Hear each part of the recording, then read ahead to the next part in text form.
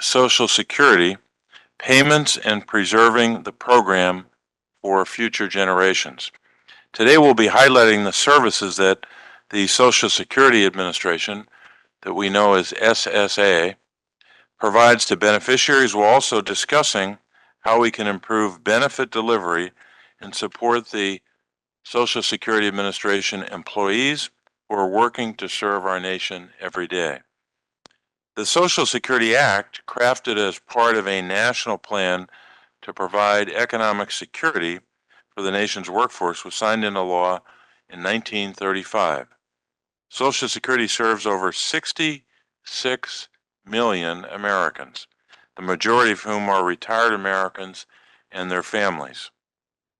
Without Social Security benefits, experts estimate that about 4 in 10 Americans, 4 in 10 Americans aged 65 or older would have incomes below the poverty line.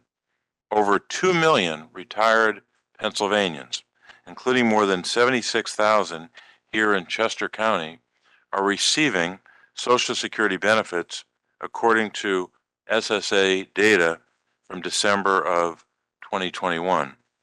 The Social Security is also a lifeline to individuals with disabilities. In February of this year, about 8.8 million Americans received Social Security disability insurance, so-called SSDI. And for low-income individuals with a disability, including nearly 336,000 Pennsylvanians, the Supplemental Security Income Program, or SSI, provides need-based benefits.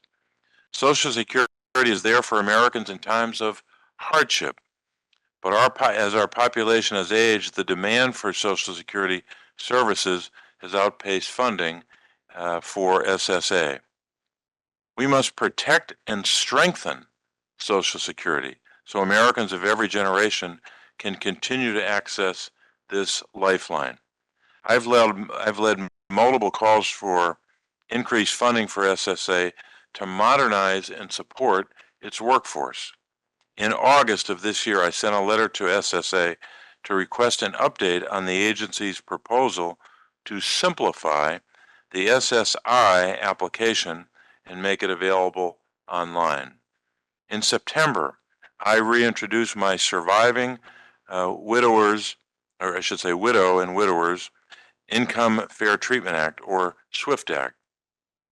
The SWIFT Act would expand benefits and adjust other outdated claiming restrictions for widows and widowers, who on average have higher rates of poverty than other claimants.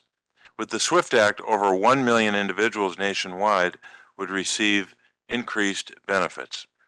I also want to focus today on several issues that disproportionately impact individuals with disabilities, like waiting periods and asset and income limits. Over the past decade, I've championed the creation and expansion of ABLE accounts, which allow people with disabilities to save past the $2,000 asset limit without jeopardizing their other benefits. In July, I introduced a new bill called the ABLE Match Act, which would provide a federal dollar-for-dollar match for ABLE account contributions made by lower-income individuals. I'm also supportive of the bipartisan effort in the Senate to lift the restrictive asset limits to $10,000 for an individual and $2,000 for a couple. We're going to cover several topics today and explore some very real challenges for the Social Security system. I don't want to lose sight of the tremendous work, the daily labor provided by SSA employees that they do every day to serve beneficiaries, and also the remarkable lifeline that Social Security is for so many Americans. Congress must work just as hard. We have an obligation in the Senate and the House to work just as hard as those employees work every day to strengthen and to preserve the program.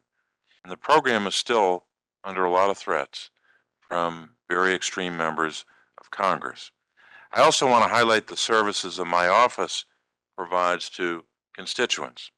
Should you have any questions about benefits or need assistance working with SSA, please contact my office. You can submit a question online to casey.senate.gov, or you give my office a call at 717-231-7540.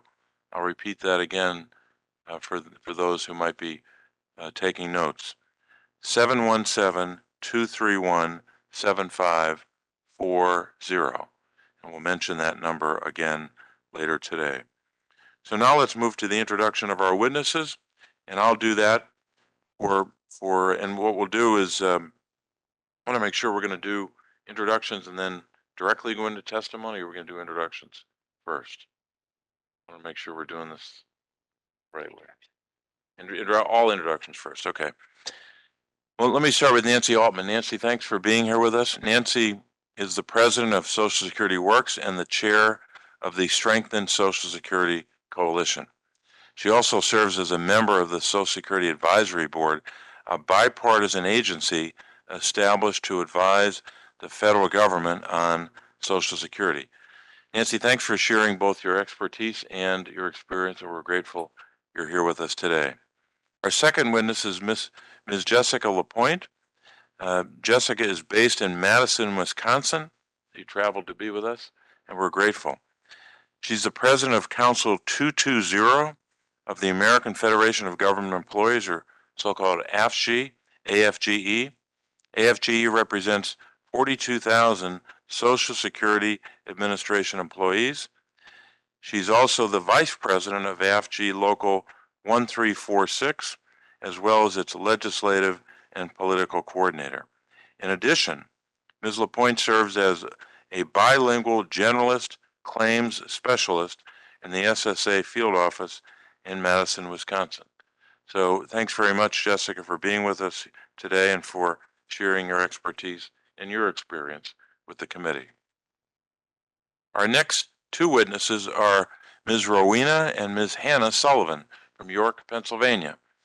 Hannah has received Social Security benefits for 10 years, ever since she turned 18 years of age. Her mother, Rowena, has worked, with her daughter and the Social Security Administration for the past decade to assist Hannah in accessing her benefits. Thank you both for being here and traveling from York, Pennsylvania to be with us, and for sharing your experience with us as well as your expertise. And finally, Jennifer Berdick. Jennifer works with Community Legal Services in Philadelphia, where she serves as a divisional supervising attorney in the SSI unit. In this role, she represents clients, both children and adults, who are experiencing issues accessing or maintaining SSI benefits. Jennifer, thanks for sharing your expertise and experience, and I know you've spent a lot of time keeping our staff up to date, so thanks very much. So now we'll turn to our witnesses for their statements, and we'll turn to Ms. Altman for your opening statement. Casey, our Social Security system is crucial to the nearly 67 million people, including 3 million Pennsylvanians, who receive those earned benefits. And Social Security's field offices, like our post offices, are a part of our communities, the face of the government. Whether to expand or cut Social Security's modest benefits, and whether to open or close field offices, is a matter of values, not affordability. Importantly, not only are Social Security and its associated administrative costs completely affordable, they don't add even a penny to the federal debt. Congress does not appropriate a penny for the administration of our Social Security system. Rather, it imposes annual limitations on how much of Social Security's $2.8 trillion surplus it can spend. Social Security is strikingly superior to its private sector counterparts. Its one shortcoming is that its benefits are inadequately low. Expanding those modest benefits is a solution. The nation is facing a retirement income crisis where too many workers will never be able to retire without drastic reductions in their standards of living. As the most universal, secure, efficient, and fair source of retirement income, expanding Social Security is a solution to that looming crisis.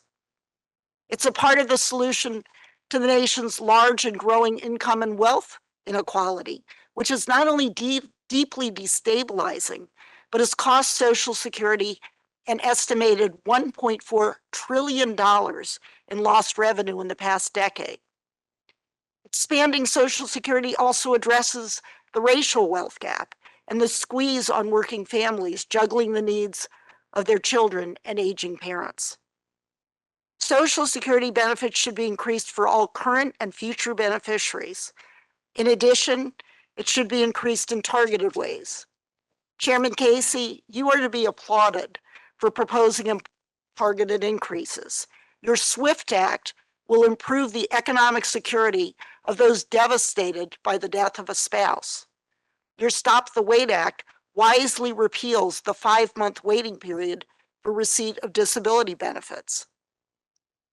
Other important targeted expansions include credits for family caregivers, an improved cost of living adjustment, an increase in benefits for the very old, repeal of WEP GPO, and more. But benefits are useless if you can't claim them. Congress should allow the Social Security Administration to spend more of its accumulated surplus to restore the world-class service it once provided and the American people both deserve and have paid for. Despite SSA's accumulated surplus of $2.8 trillion, largely Republican-controlled Congresses have slashed SSA's budget, even as the number of beneficiaries has grown, with 10,000 baby boomers turning 65 every day. This has forced the agency to lay off thousands of workers, close field offices, and reduce hours. The public servants who work for SSA are extremely dedicated, but with staffing levels at the lowest in 25 years and with large backlogs, morale is low. Relatedly, Americans find themselves unable to receive timely appointments, waiting for hours at crowded field offices, waiting on the phones. And even the possibility of a government shutdown hurts morale and wastes enormous amounts of time. A government shutdown must be avoided, but the price cannot be a fast-track commission, which the White House has accurately called a death panel for Social Security. Fortunately, as polarized as the nation is, we are united over Social Security. Overwhelming percentages of Republicans, Democrats, and independents strongly favor expansion with no cuts while requiring the wealthiest to pay more. And Congress should act in the sunshine, as it always has done. So let me just say in conclusion, when President Roosevelt signed Social Security into law, he called it a cornerstone in a structure which is being built but is by no means complete. The last time Congress added to that cornerstone was a half-century ago. It is well past time that Congress expand Social Security, including expanding the Social Security Administration. Thank you.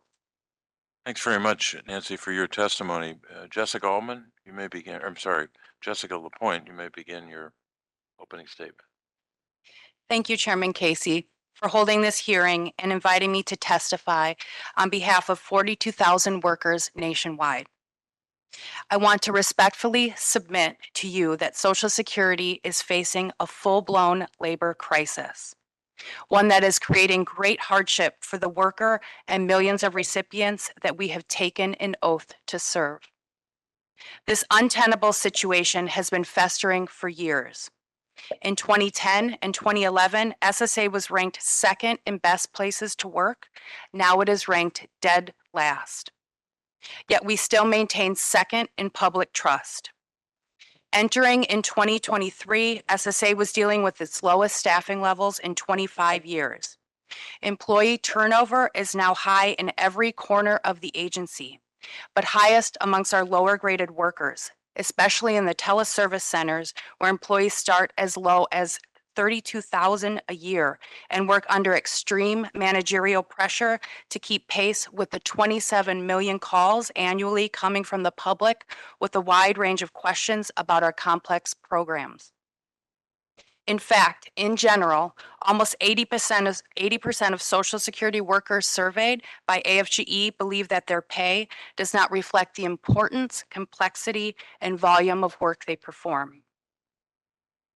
Rapidly growing caseloads have led to employee fatigue, burnout, and a snowballing retention failure. In SSA's Internet Claims Taking Unit or Workload Support Units, 900 employees are working tirelessly to process over 1 million claims pending for benefits. The agency's ability to recruit and train new workers is extremely hampered.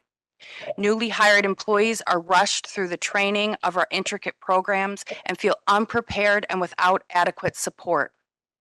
As a result, new hire attrition was 17% last year. With 78% of Americans believing Social Security needs more funding to support its operation costs, it is imperative that Congress listen to its constituents and unite behind addressing the root cause of our current situation. The underfunding of SSA's operating costs, slashing budgets by 17% with inflation over the last decade, has failed to keep up with the rising rate of beneficiaries. Congress has left this situation unaddressed for far too long, as baby boomers have been reaching their retirement age at a rate of 10,000 a day since 2011 and will continue to do so until 2030. I want to tell you about a small Social Security office serving 3 low-income rural communities in Pennsylvania. Due to staffing shortages, this office operates with just 3 full-time employees doing the job of 3 different positions at once: the customer service representative, claims specialist, and technical expert.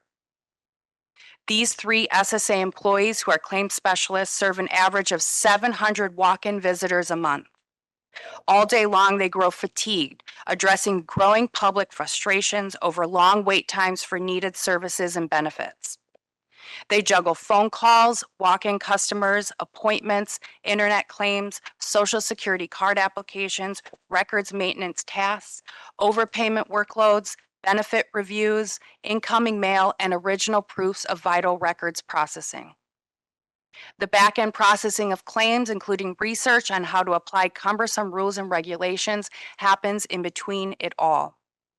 Sadly, this Pennsylvania office is not unique.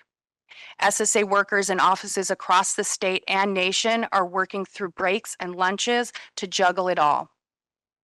SSA employee requests for time off for personal, health, and family reasons, reasonable accommodations under the American with Disabilities Act, and union representational needs are routinely denied.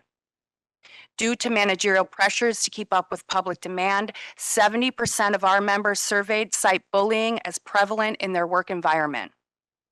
8.5 out of 10 say that they are seeking medical treatment related to workplace stress. 9 out of 10 say they know a coworker that has left their purposeful career at SSA related to work stress. And tragically, 8% know someone that have taken their own life linked to work-related stress. As a result, 54% say they're considering leaving their career at SSA within the next year. The urgency of addressing this dangerous underfunding crisis cannot be overstated. Congress must prioritize avoiding government shutdowns and fully fund SSA to protect its workers, working families, and the Americans' most vulnerable citizens. AFGE is requesting that Congress appropriate $17.4 billion to SSA's operating costs to protect its workers' health and safety, meet public demand, and provide the quality of service the American people deserve. Thank you.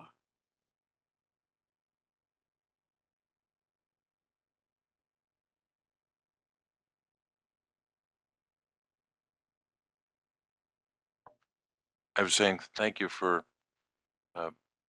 your testimony and also the presentation about what workers are facing every day. And I know that's not just in the last several years, it's been of long standing. So next we'll turn to Rowena for your opening statement. Thanks for being here with us today. I was to speak today about supplemental security income benefits, which is also called SSI. My daughter Hannah receives these benefits because she has several impairments, including cerebral palsy, a cognitive impairment, and hearing loss, which affect her ability to work full time. The monthly benefit she gets in SSI helps her to live and work independently in her community. Just by way of background, Hannah attended regular classes in school with support. She graduated from our local high school and attended a vocational program after high school. Hannah has always been highly motivated to learn and to work. When Hannah applied for SSI benefits, we helped her gather the necessary school and medical records to support her application, and she had an independent evaluation by a physician at Social Security. This process went smoothly. As Hannah was aging out of our health insurance, it was the medical coverage associated with SSI, which was vital. Hannah was at that time beginning to pursue what she calls her real life, living independently from us, and she had a strong desire to live on her own and support herself, which she's now doing. Currently, she lives with 2 roommates, and up until recently, she worked 2 jobs. She cut back on one so she could increase her hours in the other, but neither of these jobs provide medical insurance, so it's an important piece of the SSI that she has that coverage. Because she can't drive, she receives support for transportation and also support to maintain employment if she needs it. She utilizes community support, which helps her with grocery shopping, cooking, and budgeting.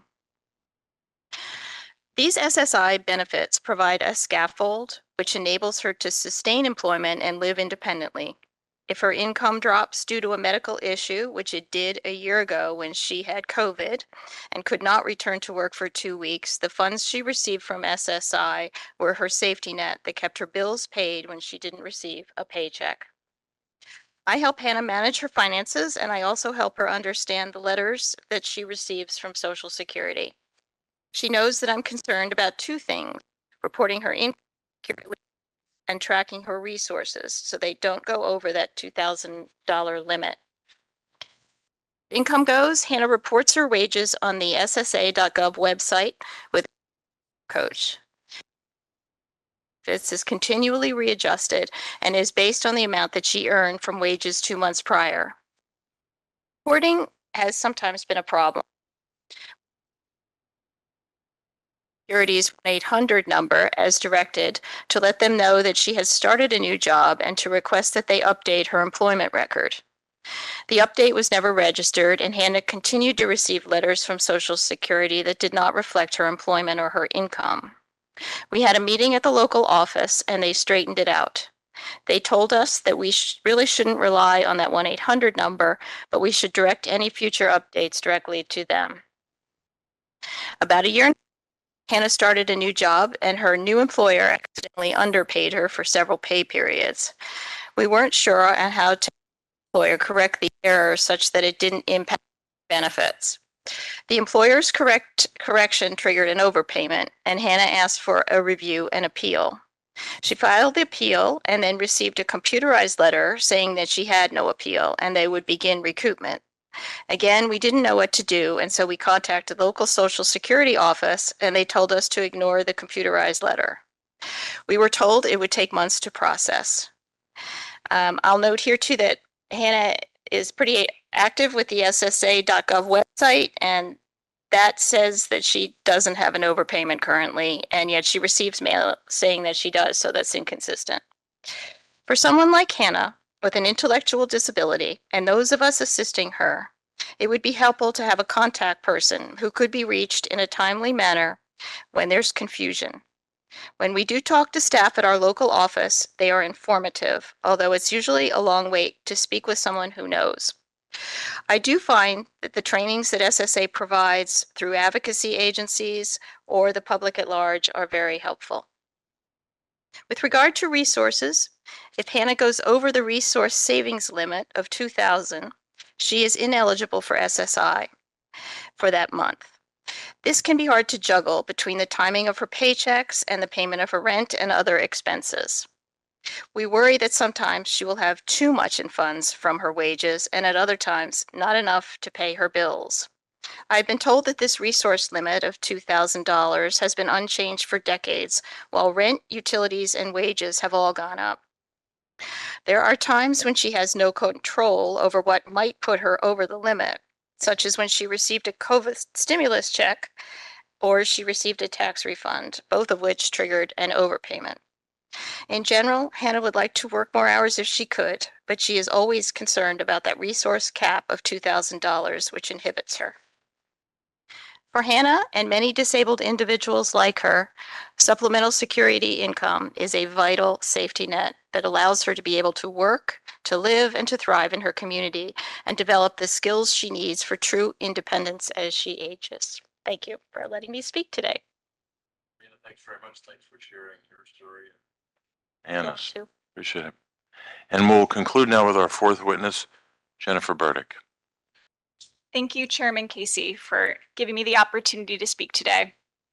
I work at Community Legal Services of Philadelphia, which is a nonprofit that provides free civil legal services to about 10,000 low-income Philadelphians every year. And relevantly, for about 60 years, we've been helping folks at every level of the Social Security disability appeals process.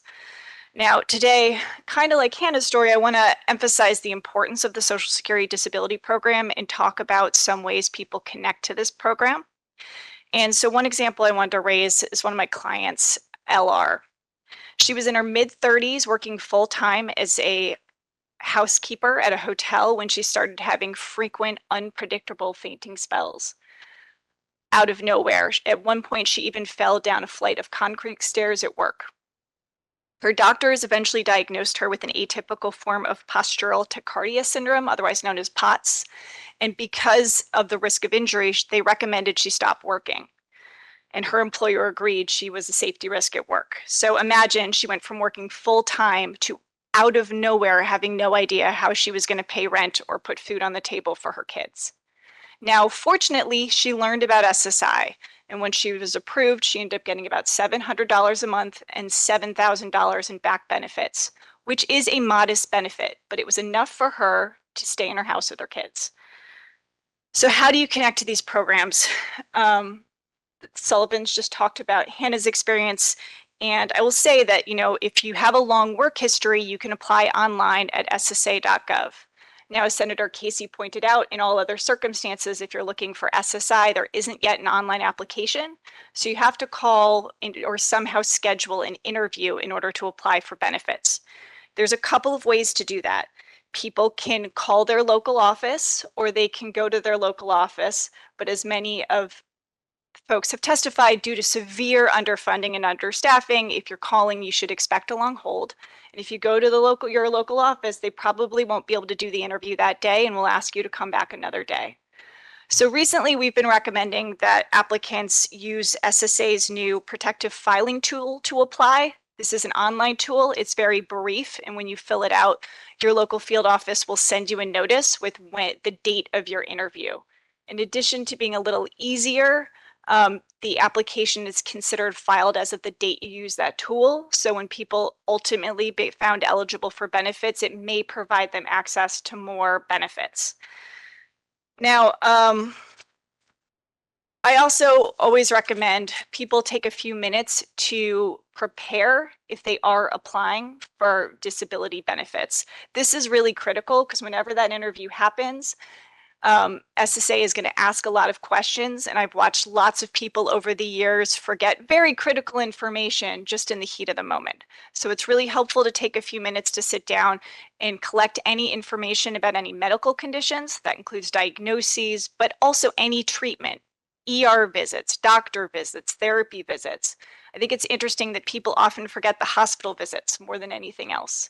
Also, any information about financial income and resources. As I think the Sullivans just testified, because of the outdated resource and income limits, SSA has a lot of questions about this, and it's good to know, houses, cars, all that information collected in one place can make that interview go well. You also need to identify a third party in advance, somebody who can verify that you have a disability and have that contact information with you to give to Social Security so they know who to reach out to. Now, it's critical that people have a phone number and address that they will have access to a long time, which can be hard and something to think about, particularly if you're unhoused or your housing situation is precarious. But it's important because the interview is not the end of the application. SSA is going to send out a series of worksheets and forms that need to be completed and sent back, and sometimes a direction to go see a Social Security doctor. All of these things need to happen, so you need to have a good number and address. And finally, my most important recommendation is I recommend anyone who is thinking about going through this process to get ready to appeal 2 times. So going back to Miss R, I already told you that she ultimately was found eligible for benefits. However, like 2/3 of all applicants, she was denied when she initially applied. And that is very, very common. Only people, around 30% of folks ever get approved when they first apply for disability benefits. And like 85% of people who appeal the first time at the first level of review, which is called reconsideration, she was also denied at that level. She was not found eligible for disability benefits until she went before a hearing before an administrative law judge. And statistically, that is the path to go. So I always recommend appeal and appeal again. A lot of people get deterred because when they see no, they think that means that their disability isn't sufficient. But I really recommend people think about that. Now, if this process seems complicated, it is. But SSA is really, really underfunded, as Ms. LePoint pointed out and Ms. Altman pointed out. And with more funding and attention to streamlining some of the very outdated and overly complex policies, SSA could significantly improve this process. You know, we're very grateful to senators like Senator Casey, who has been pushing SSA to make some of these administrative changes and streamline the system through a number of legislative efforts, but who is also calling for SSA to get the funding they need to implement these changes. Thank you. Okay, well, Jennifer, thanks very much for your testimony. I was going to turn to you as well as Jessica LePoint to ask about, and you touched on it, and maybe I don't want you to be redundant, but there may be things that an individual will want to know ahead of time before walking into an office. I think it's kind of a basic threshold question: what should someone expect when they walk into a Social Security office? And I think maybe we'll start with Jessica to ask, just from your experience, what should that expectation be when an individual walks in to that office? Yeah, so if you are a member of the public coming into a Social Security field office and inquiring about service that relates to your basic needs for income security, and you're most likely facing a major life-changing event. Due to this, you're most likely going to have some level of anxiety and frustration because you couldn't get through on the phone or have been forced to wait far too long for answers. So you're going to expect to be greeted by a public servant, a well-trained, dedicated, and caring public servant, while the worker will serve you with efficiency, skill, and compassion and help you get through the process of what you need and what the next steps are. What you won't see is how the worker you are serving is doing the job of 3 different people at once, but expected to keep the same pace of service delivery because the dire needs of the public can't wait. So what you won't see are the challenges of the worker who is most likely working through breaks and lunches, heavy scrutiny, leave denials for needed time off, pressures to keep up with growing caseloads that sit while we just triage most of the work week. So you are going to want to be as prepared as possible, be informed as possible through our online service channels to make sure that you're bringing the correct documents that you need to keep moving the process forward.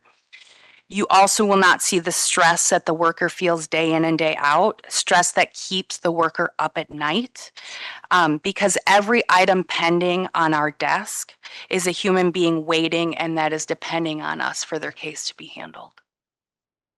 Jennifer?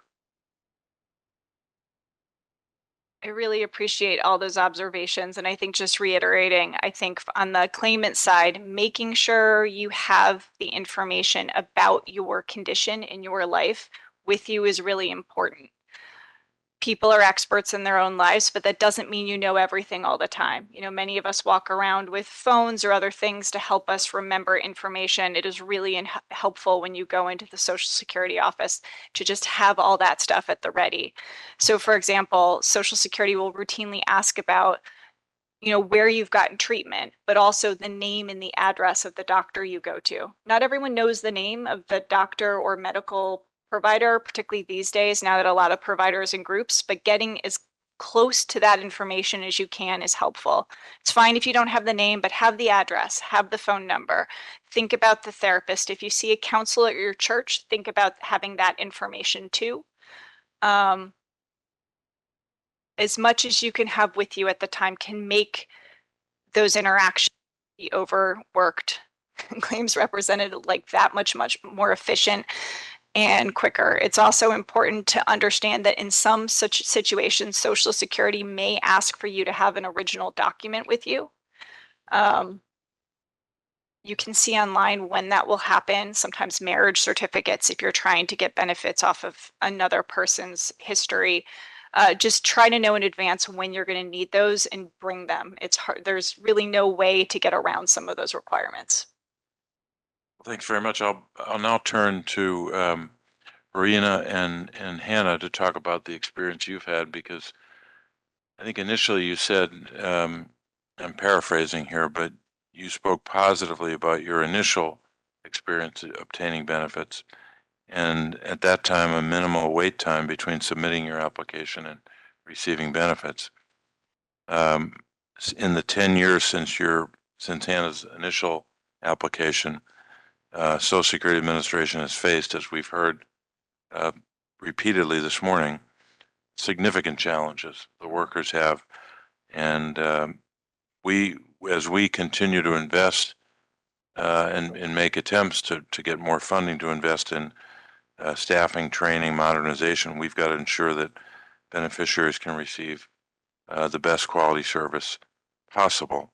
So in that decade since, Hannah, you enrolled, what kind of changes have you experienced? Yeah, it's certainly become more computerized, and now we do a lot on the app. I mean, actually, Hannah does that better than I do because I'm old. But we submit information to the local office, and very often it's not updated in her files. She had an employer, I guess, about a year ago. She switched jobs, and we notified the local office that she had changed employment. And I think we sent a letter, we made phone calls, but it's not, it had been updated in her record. So it doesn't affect her benefits at all, but I did notice that there are several employers that are listed and she really only has 2.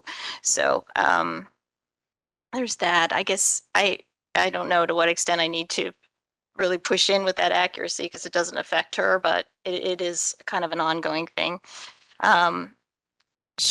We were told by Social Security that we should submit IRWEs, which are impairment related work expenses, if she has any. Hannah recently had a repair to her hearing aid that was costly, and we sent that to the local office, and I don't know where that stands. That was probably about 6 months ago, and I assume they're processing it. I think in order for me to find out about it, I need to go into the office, and that's very time consuming. And they'll probably tell me that it's being processed. So I don't know if anyone has any suggestions, but things like that I think are what we've seen as some issues since she first applied. Sure.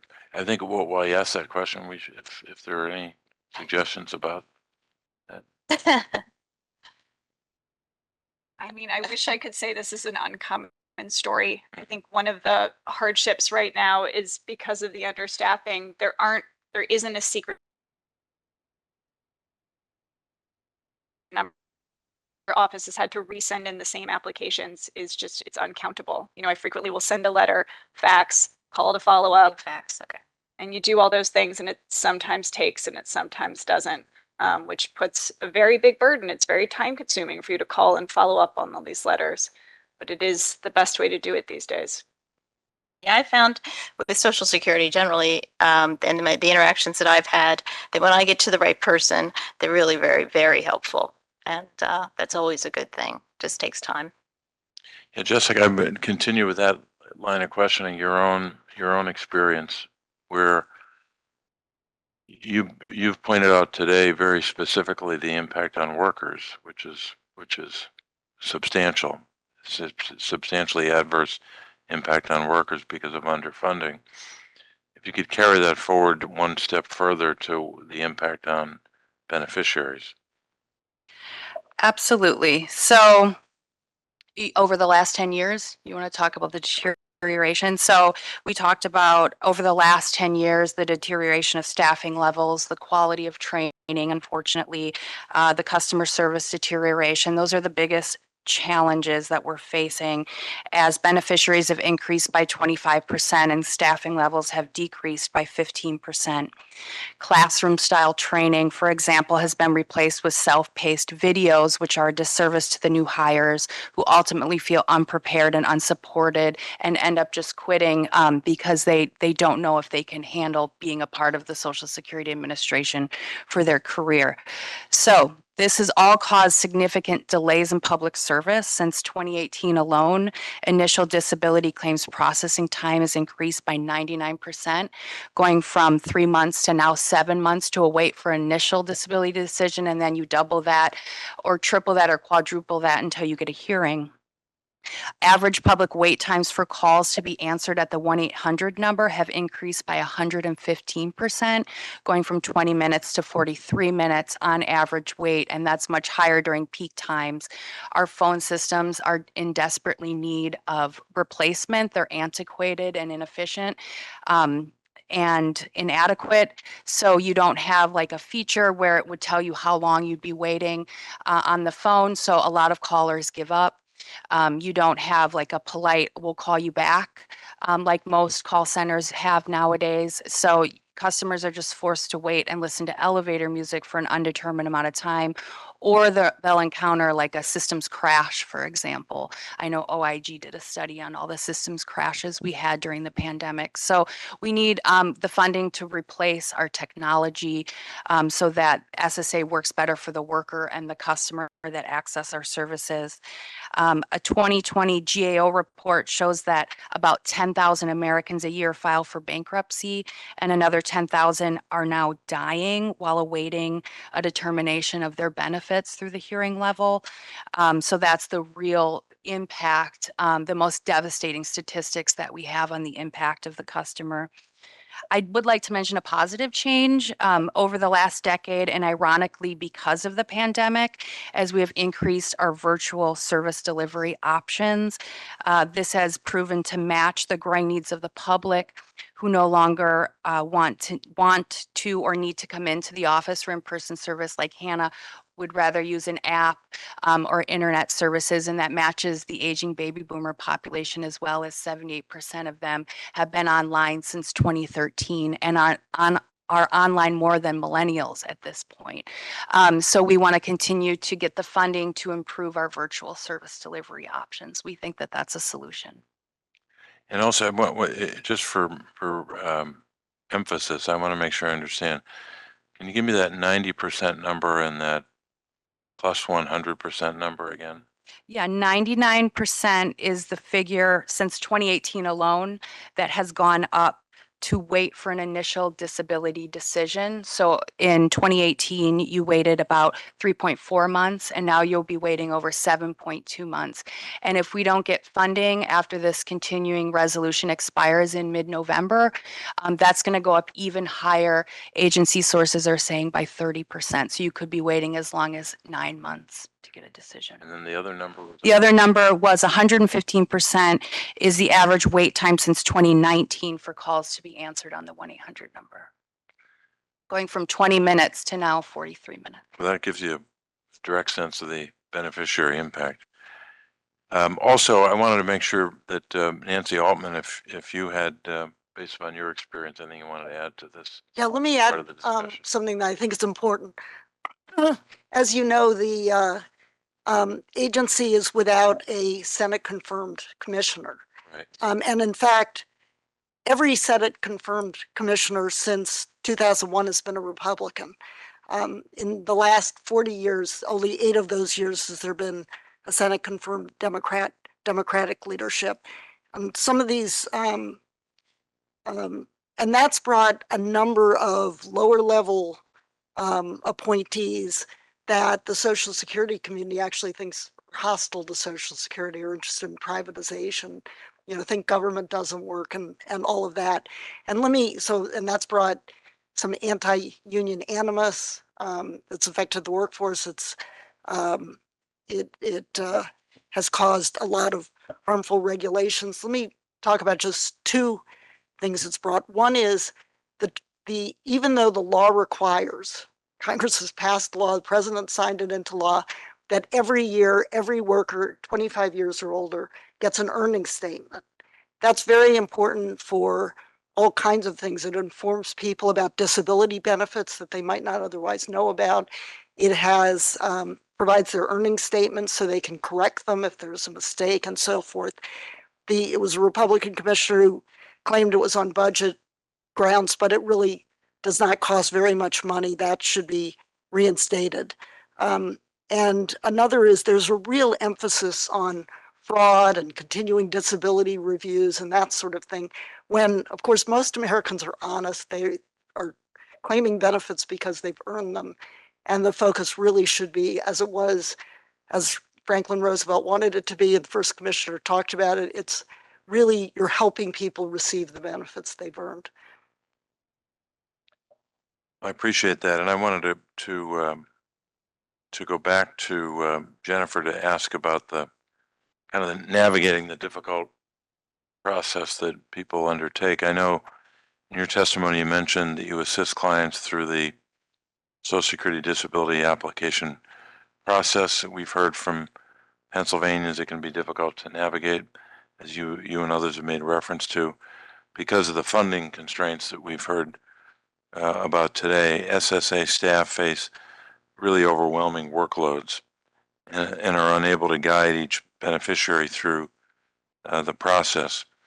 So we need advocates and advocacy organizations that are community-based. Community Legal Services of Philly is one of those. Can you talk to us a little bit how advocates help with navigating this Social Security process? Absolutely. And I mean, the needs for advocates are strong, and there really should be even broader than they are now. So you shouldn't need a lawyer to get through the Social Security disability process, but you really do in a lot of cases, and people can help on a lot of different levels, or claims representatives. So although claims representatives at Social Security can help some people if you can get to them, and as I think Sullivans have said, you get to some claims representatives who are wonderful, but because of understaffing, relying on people in the community can be really helpful. So in some places like Philly, if you're lucky enough, depending on your income and financial background, you may be eligible for help from community-based services like legal aid. That's where I come from. And I encourage people, if they are eligible, to go seek legal aid out. There's a lot of different ways that having an advocate through this process can help. One of which is we sometimes will sit on those 40-minute holds for you, which I think can really decrease stress, particularly depending on what sort of medical impairment you are calling about, or if you're a limited English proficient. Like, sitting on those long holds just might not be tenable for you. We help advise on filling out all of the forms. As I said, everybody through the application process gets a lot of worksheets to fill out repeatedly. This seems like a really small thing, but it's actually a really, really big barrier, because a lot of people don't get them. Maybe there's something wrong with the mail, or they're housing unstable and they didn't get that letter, or it comes really late. They don't understand them because of a cognitive impairment, because of a language issue, or they just don't know how to fill them out because they're 10 pages and long. And as somebody who's been representing people for a long time, I know that I don't have to answer every question perfectly. It is okay to write, I don't understand this question on the form, just return it, right? But that, and the questions that they don't know the answer to, and it'll stop them in their tracks. Recently, I give Social Security a lot of credit. They just revised a form that goes out to people who are in some of the review process Nancy just mentioned, to take away. It used to be they'd ask not only for each doctor you see, but your first appointment and your last appointment. Does anyone remember the first time they saw whatever provider they're seeing?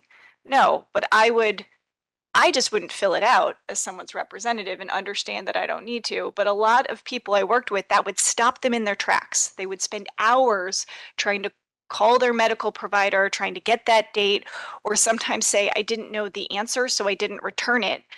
And then their claim might even be denied for being non-compliant with the process, which is not their intention, right? So having an advocate can help navigate both getting those forms and making sure you know that you have them and helping you fill them out. And then ultimately, if you do end up at a hearing, can be really helpful in that context. When most people think about the concept of disability and what makes someone disabled, the common conceptions don't always match with the Social Security rules, right? This is just true. And so having an advocate on your side to help match your condition with the rules, or explain how maybe your condition doesn't match perfectly. A lot of people don't, a lot of people will have multiple impairments when maybe each one of them isn't disabling, but when you consider them together, really are. But it can take having someone else to help explain that and explain how that meets the rules. It can be really helpful. But the other thing that I think is really important is when it comes to maintaining benefits, there isn't a lot of help out there. Community resources is basically it. There isn't really any money in it for attorneys. So unless you're working with legal aid, you're not going to have anyone helping you explain if you have a resource limit, which I know Senator Casey has been active at trying to get those raised, or dealing with these issues. So it's really important to connect either to claims reps in your Social Security field office, sometimes case managers, folks like that. Social workers can be helpful. But if you do have any legal aids in your areas, I highly recommend you reach out to them too, to help work on some of those kind of stranger, but also, I guess they're not strange. They're actually very, very common. They're just rules that exist that are very complex that people don't usually get help with. So we see people lose benefits all the time for reasons they don't have to. For example, and a quick plug, one of the things Senator Casey was a huge champion for is these ABLE accounts, which will help people save more. Less than 1% of people who are eligible about these accounts know about them. But I see people who get cut off from their disability benefits all the time, or get a large overpayment because a particular month they had too much.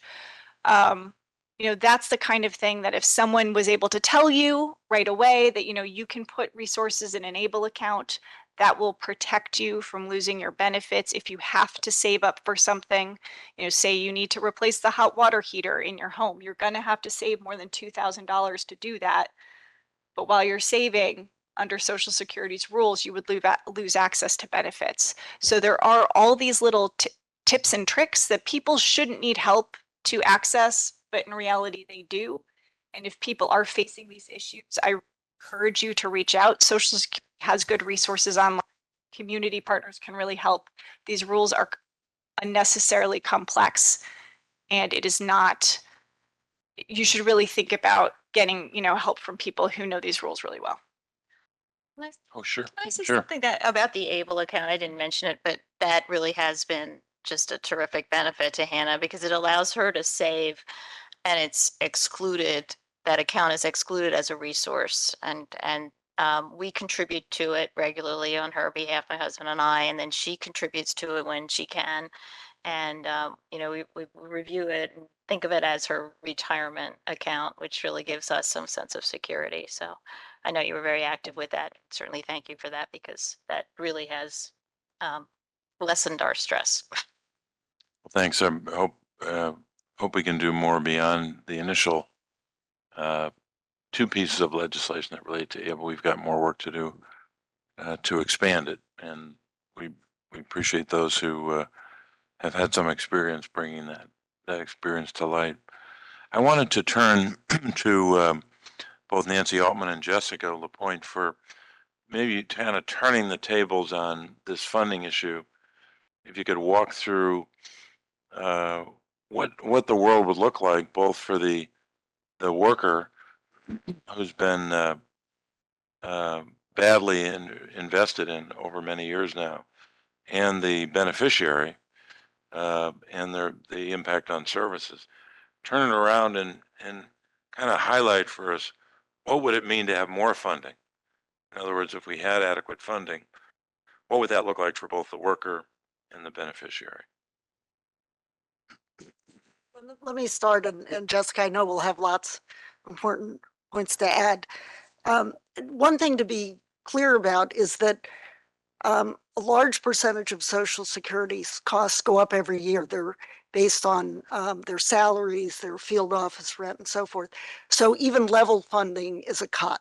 So even the first Right. part of the investment is just to keep the funding.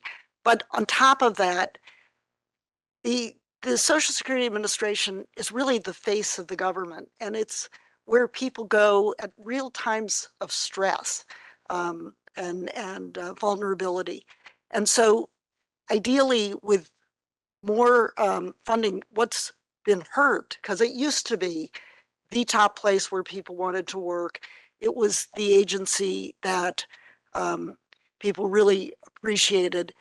And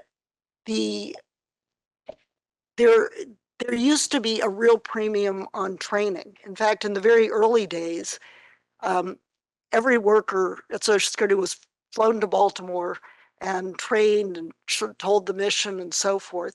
And that has gotten weaker and weaker. And now there's just not, you have a mentor, but if you're understaffed, the mentor really doesn't have time. So training would be higher, people would be more efficient, and basically the American people would have their choice. They could be able to walk into a field office and not have to wait for hours, could immediately get help.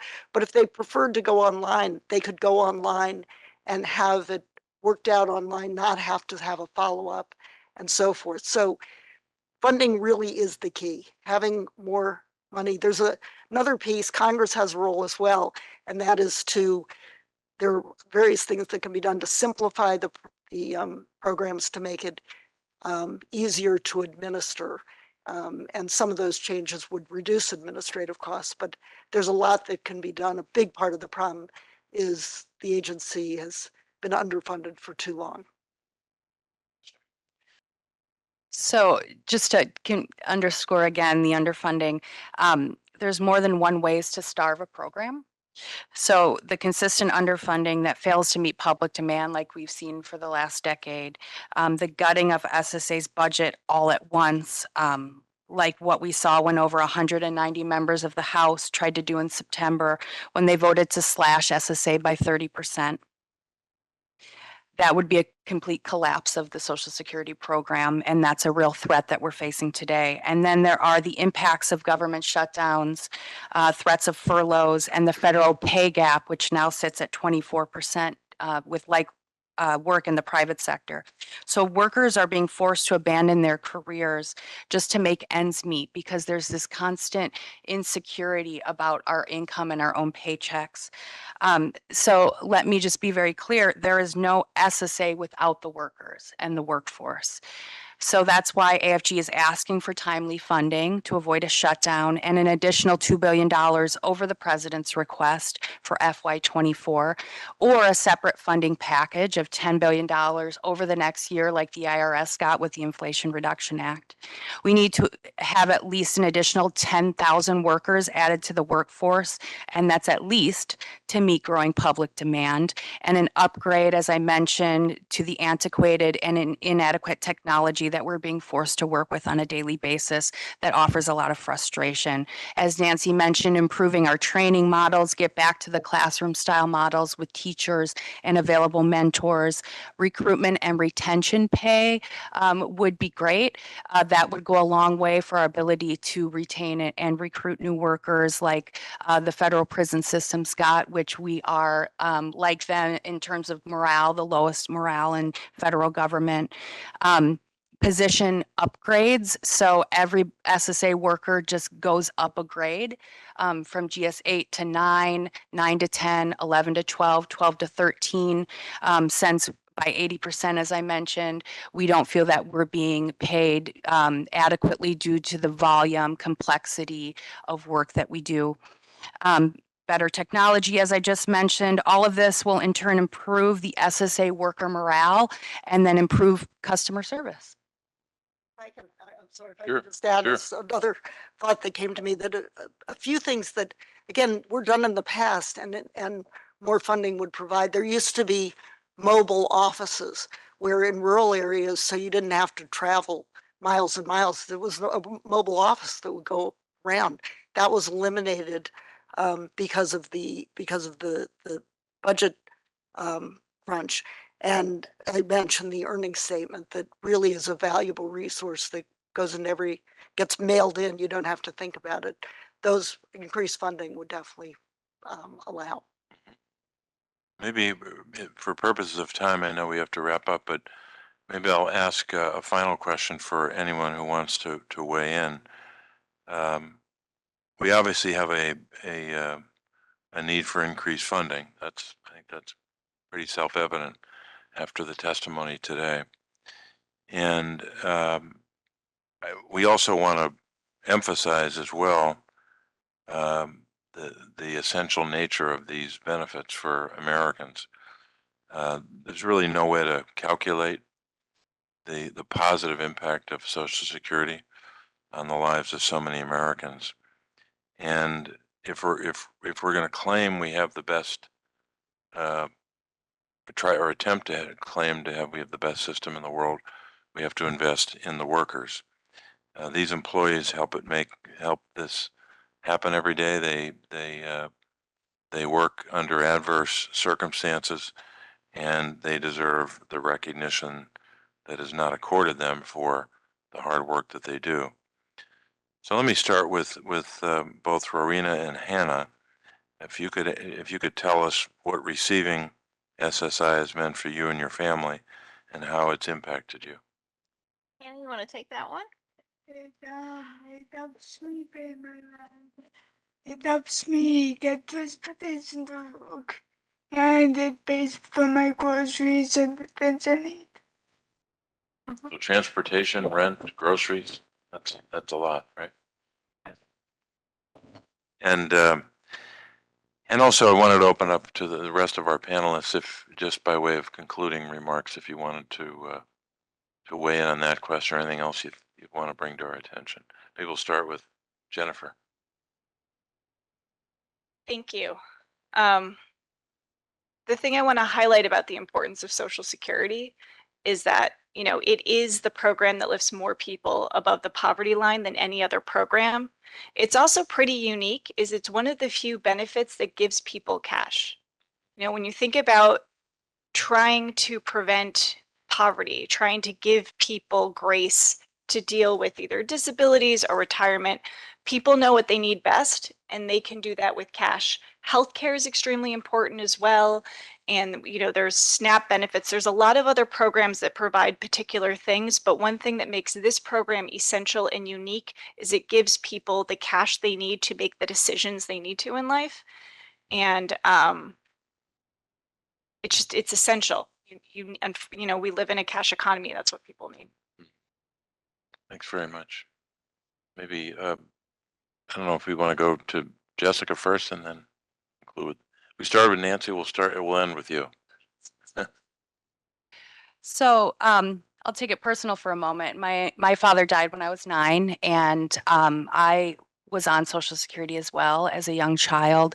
It offered a lot of stability for my family in our time that we needed it. My mother was a school teacher. It gave me the resources to, you know, keep pace with my friends and then also get an education. And that's why I'm here before you today. So it really, as an advocate for the program. So on a very personal level, it has helped me and my family thrive in this life and in this country. And so when I think about being a child on Social Security, how the office was there for me, the community-based field office when I needed it, we had access to timely benefits and services, compassionate, well-trained workers. And I think about that entering into the workforce in 2009 when all of that was still pretty stable, and then experiencing the deterioration and seeing the suffering that has had on the customer. It gets me to think about how that's sad, but where we go from here. And so in terms of modernizing the program, utilizing technology for the customer's needs, and the diverse socioeconomic levels of the customers that we serve, thinking about the future of artificial intelligence. I can't underscore enough how the human impact and element cannot be removed from the job and the customer experience. So I encourage AI to be used as a tool and not replacing the adjudicative oversight and that human contact. We need to have agency interfaces that will reduce wait times very drastically if we can interface with the DMV, IRS, Department of Homeland Security, and vital records that would help facilitate a lot of claims processing more timely and virtual service delivery options. And then telework. I just would like to briefly mention telework as a tool for the modern world. Federal workers are citing by 90% that they can do their jobs more efficiently while working from home because due to the lack of in-office distractions.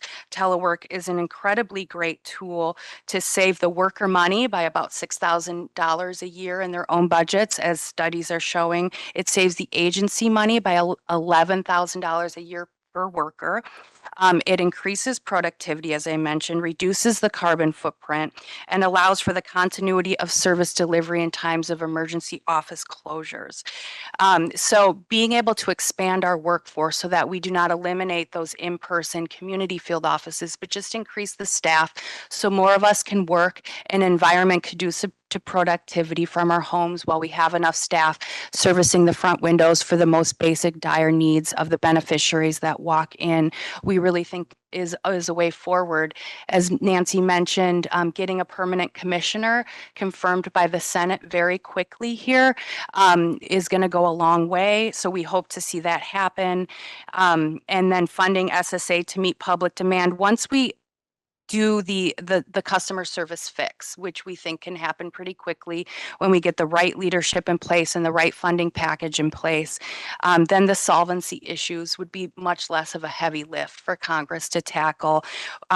Social Security, as you mentioned, being a widely popular federal program, an 88-year success story born out of the Great Depression, the most successful and far-reaching anti-poverty program in this country's history. AFGE truly believes that Congress should work together to solve the issues of operational funding and program solvency. We, the workers and the American people, deserve a thriving and well-funded Social Security Administration that works for the American people, again, for this generation that's accessing the benefits and for future generations that really need it and are going to rely on it when they can no longer work. Jessica, thanks very much. Thank you. Nancy? Social Security, it is not an overstatement to say that Social Security has transformed the nation. Prior to Social Security, people worked as long as they could, but once they couldn't continue to work, they generally moved in with their adult children. If they didn't have adult children, Pennsylvania and every state but New Mexico, prior to Social Security, had poorhouses. And they were mainly people who'd worked independently their entire lives, but in old age literally went to the poorhouse.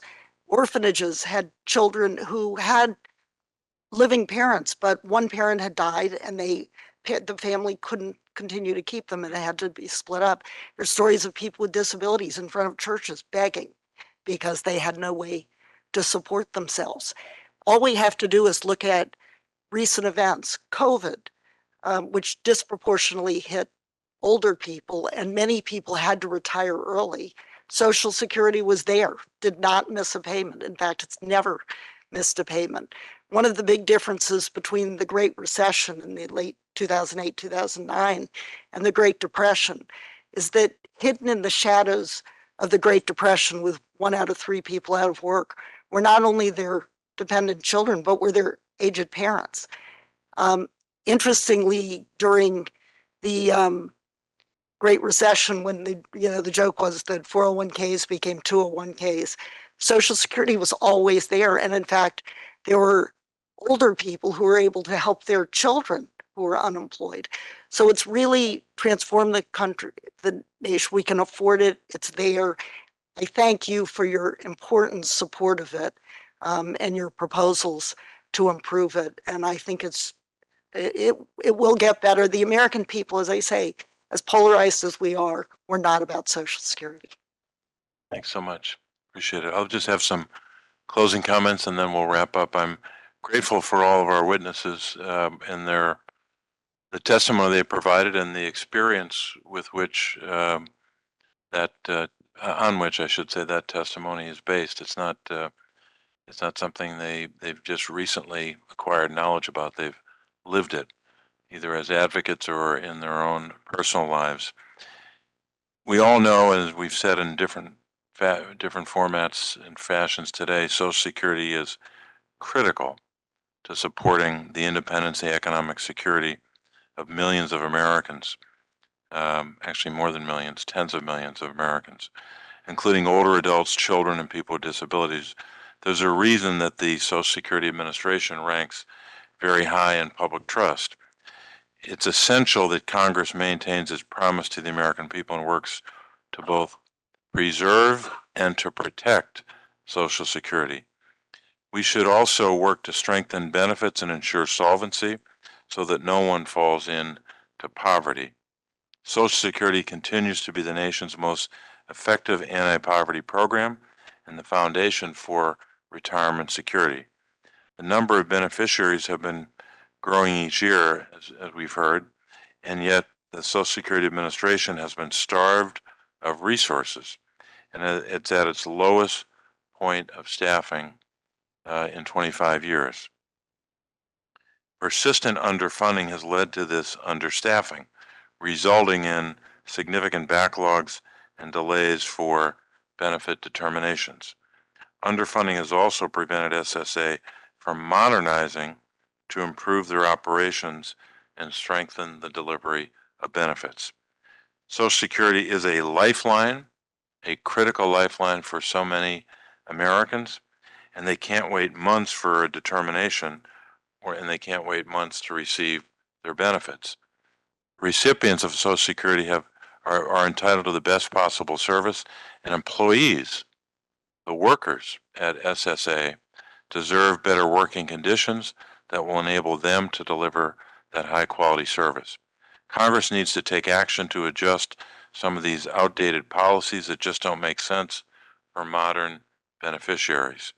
Waiting periods for individuals with disabilities, outdated income caps, and restrictions on benefit claims for widows and widowers put these Americans at a terrible disadvantage. I'm still hopeful that my colleagues will come together to pass my SWIFT Act, my Able Match Act, and my Stop the Wait Act to address these issues. Again, by way of repetition, I'll say that if you have any questions about benefits or need assistance communicating with SSA, please contact my office in addition to the other offices that are represented here. You can submit a question online, as I said earlier, at kc.senate.gov, or you can give my office a call at 717-231-7540, 717-231-7540. Again, I want to thank our witnesses for contributing their time and sharing their experience and their expertise. The hearing record will be open for 7 days for additional statements for the record. But thanks for all of you for participating today. Our hearing is adjourned.